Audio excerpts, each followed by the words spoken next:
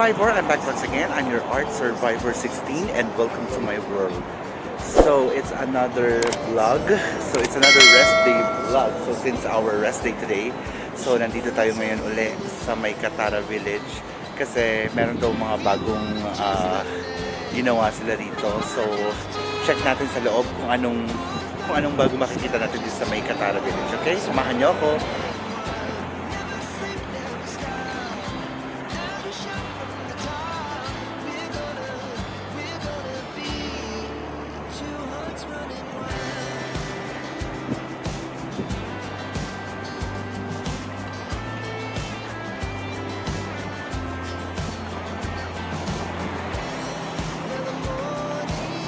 Mga ka-survivor, so maginaw pa rin, winter pa rin tayo dito sa may Doha, Qatar.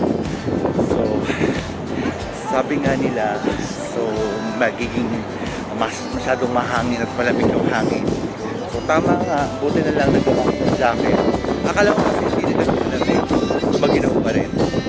Ayan, so andito na tayo sa may entrance mismo.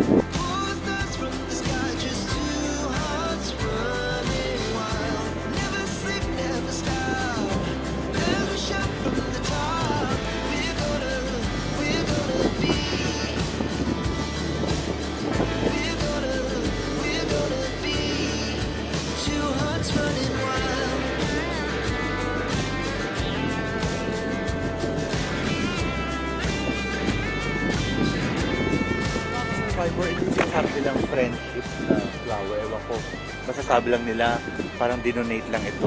Napakalaking bouquet. Ayan, nakita nyo, diba? Yan, so napakalaking bouquet.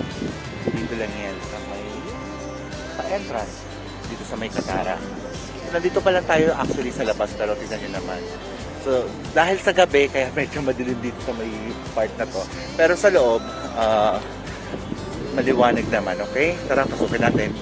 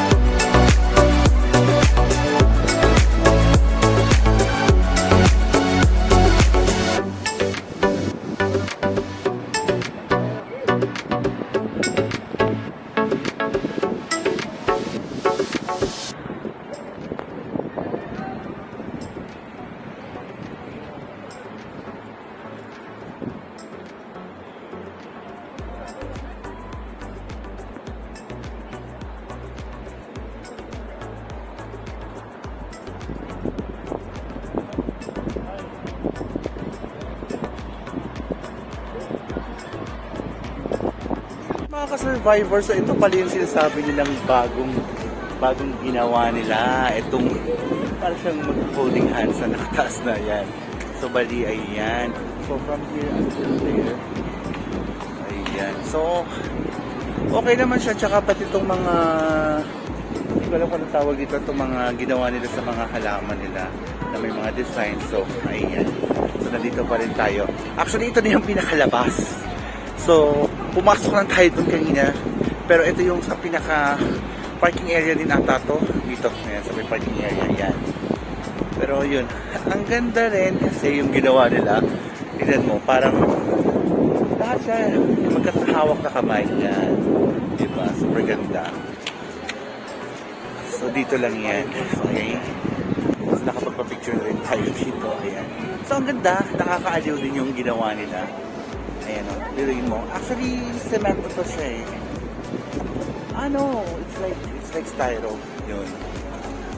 So, akala ko kanina cemento. But anyway, ang ganda. Siguro sa maliwanag or sa umaga or sa hapon. Siguro napakaganda rito. Pero siguro mas ma-appreciate talaga ngayong gabi dahil syempre sa mga lighting. But anyway, sobrang ganda. Nakakaaliw. So, ngayon. Nakakaaliw. So, panibagong ano naman nila to. Ayan, na mapapasyalan dito sa may Katara Village. Ayan. Hindi ko alam kung anong tawag nila dito. Itanong natin kung anong tawag nila dito. Hindi ba?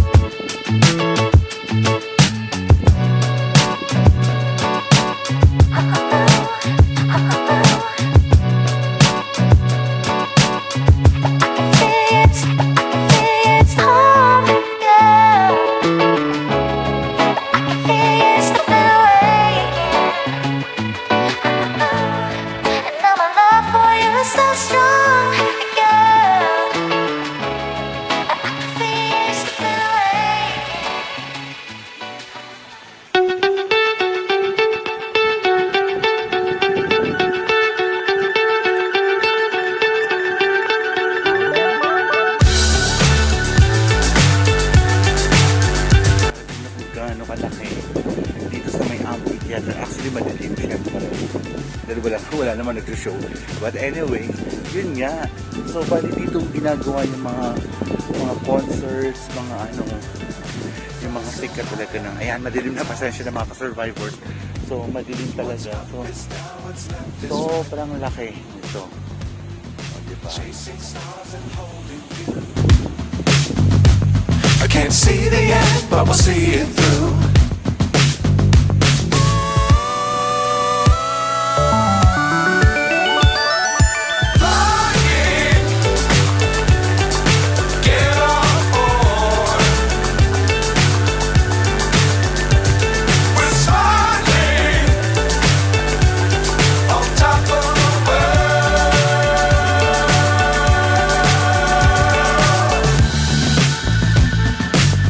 Times don't fly too high.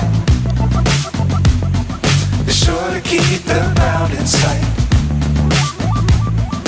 fly forever if you keep it tight. Love the world, but keep the sky on your mind. Flying, get on board. We're soaring on top of the world. Flying, get on board. We're soaring on top of the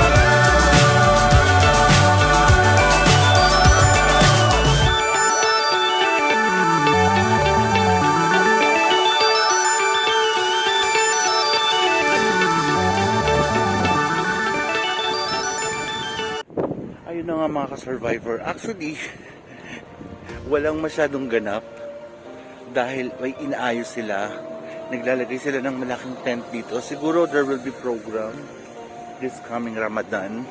Kasi in a few days from now, mag-start na po ang ating Ramadan ulit. So, sa ngayon, wala po masyadong ganap dito. Kaya medyo madilim dito sa may part na to. Actually, mga ka-survivor, na-feature ko na to sa vlog ko before itong Katara Village. Kaya lang, doon time na yun, parang may festival something or may program. Kaya na tayo nandito. Pero ngayon, so sinubukan lang natin kasi gusto ko makita yung sinasabi nilang bagong feature na yun nga yung pinakita ko sa inyo kanina, yung mga kamay.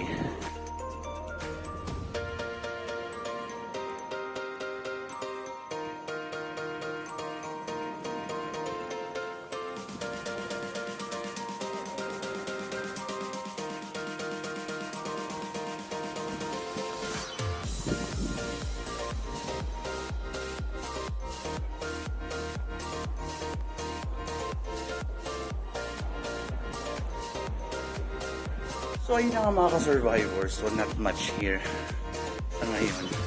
So hindi ganun ka, kasi nga dahil nasa merong inaayos.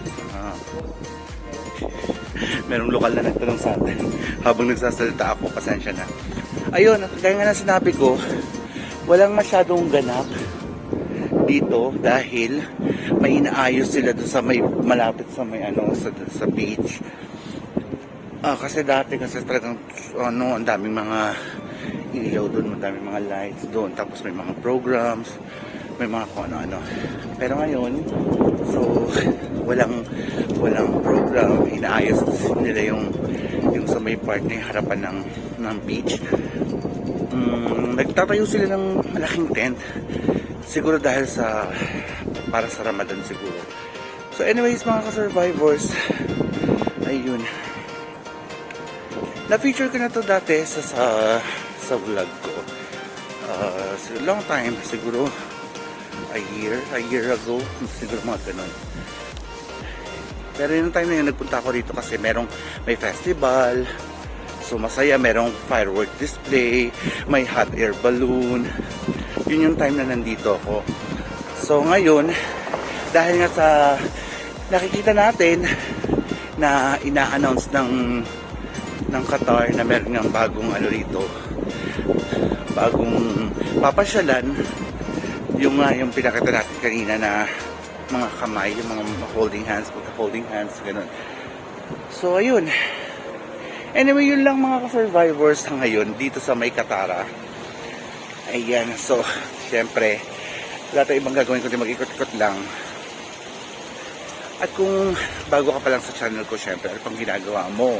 Dapat magpakaluma ka na. Don't forget to click the subscribe button and hit that notification bell para updated kayo every time na mag-upload tayo ng mga bagong videos. Kayo ang unang manonotify. Syempre, kung nagustuhan niyo yung mga videos natin, from the start, syempre, simula nung unang tayo nag-vlog dito sa Qatar, just give a thumbs up. Please like and do share.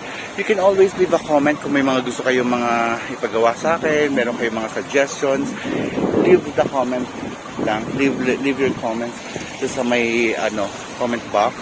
Lagi ko siyang binabasa, lagi ako nagbabasa ng mga comments nyo, mga suggestions nyo. Ayan. Basta syempre dapat no hate, no bashing, and then no negative. Para syempre everybody's happy lang, di ba? So meron doon parang hall. Kaya lang hindi na natin papasan kasi yung chinek ko parang mga bazaar-bazaar nila doon. So mga paninda ng mga lokal. So hindi na natin papasukin na kasi mostly puro mga lokal lang talaga mga nandun sa loob. Ayoko naman makipag-siksikan doon. Daming tao, ayun, puro mga nakaitim pa man din. So ayun, I think that's it for now mga survivors. I think it's a wrap. Ito na lang muna siguro yung video natin dito sa may Katara Village. So andito lang tayo sa may part na to, sa may side na to. Hindi tayo nagpunta sa kabila. So ano pa ba? Magtitingin tayo uli ng mga ibang mga mapapasyalan uli dito kasi sobrang tagal ko na, medyo natagalan tayong nag-vlog dito sa may sa Qatar dahil sa sobrang busy sa schedule, tsaka yung mga alam mo na, dahil nag-iba tayo ng work, nag-iba tayo ng location na naman, ng accommodation, so medyo napalayo tayo. So anyway, itatry po natin pagka mga free time natin, itatry po natin uling mag-vlog para sa inyo. Syempre, na-miss ko rin kayo, syempre. Na-miss ko rin yung lagi kayong ina-update kung ano na yung mga kaganapan dito sa Doha, Qatar. Syempre, bilang isang buhay OFW dito sa Qatar. Gusto ko rin syempre i-share sa inyo kung ano yung mga na-experience ko dito sa Qatar, kung ano yung kagandahan ng Qatar, di ba? Kasi syempre, yung iba sinasabi nila, Qatar, Middle East, ganito, ganyan-ganyan. Puro desierto. Nagkakamali po yung iba na ang tingin nila is Qatar porque Middle East mga desierto, ganon. Hindi po nila alam na sobrang ganda po ng Qatar at napakayamang bansa. Ayun lang mga survivors ang masasabi ko.